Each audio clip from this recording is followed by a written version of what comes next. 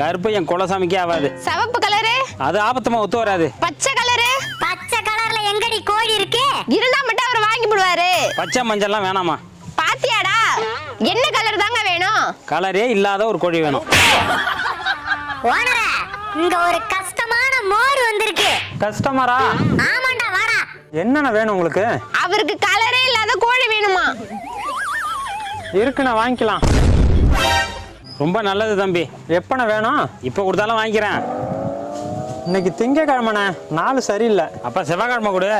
செவ்வாய் வெள்ளி பேய்க்கு நல்ல நாள். புதன்?